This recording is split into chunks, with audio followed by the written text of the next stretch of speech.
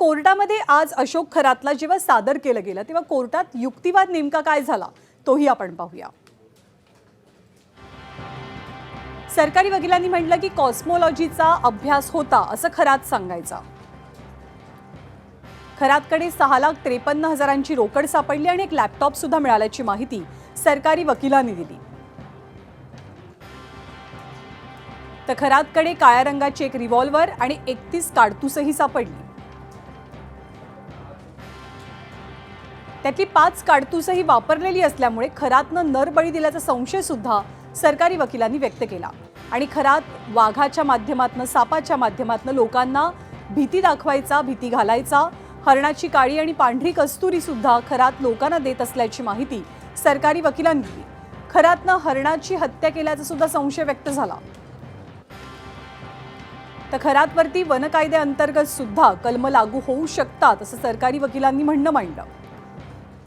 तर खरातच्या वकिलांनी हा युक्तिवाद खोडून काढत म्हटलं की खरातचा 7 दिवसांपासून तपास सुरू आहे, त्याची चौकशी केली जाते आणि खरातला पुन्हा कोठडी वाढवून देण्याची गरज नाही।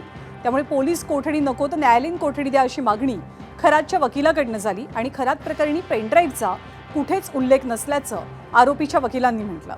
अजून कोणती कागदपत्र घेणं बाकी नसल्याचा उल्लेख सुद्धा खरातच्या वकिलांनी केला। रजिस्टर्ड ऑफिसमधनं कागदपत्र मिळू शकतात, त्यासाठी कोठडीची गरज नसल्याचं नमूद केलं आरोपीच्या वकिलांनी। तर पीडितेचे वकील सुद्धा न्यायालयात होते, त्यांनी असं म्हटलं की खरातवरती लैंगिक छळाचा आणि फसवणुकीचा गुन्हा आहे। 7 दिवसांची कोठडी खरातला दिली जावी, कारण यातून समाजामध्ये संदेश जाईल। अशोक खरात आरोपी त्यानं काय म्हटलं की सापाबद्दल आणि वाघाबद्दल आपल्याला काहीही माहीत नसल्याचं खरात म्हणतोय।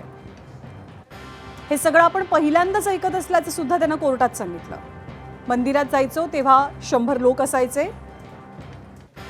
5 दिवसांच्या कोठडीमध्ये जे जे प्रश्न विचारले त्याची सगळ्याची उत्तरं आपण दिली असल्याचं खरातनं सांगितलं।